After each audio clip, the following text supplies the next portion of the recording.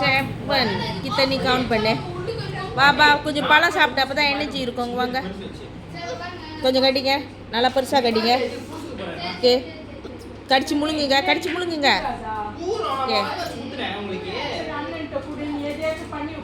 Okay, energy ஏறிடுச்சு. கித்தன் training start பண்ணுங்க.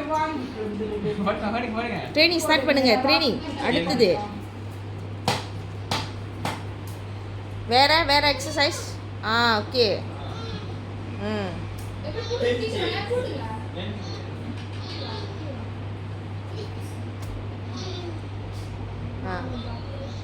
ஓகேவா, இந்த கொஞ்சம் பழம் சாப்பிட்டுக்கோ, எனர்ஜி குறைஞ்சிருச்சு. வா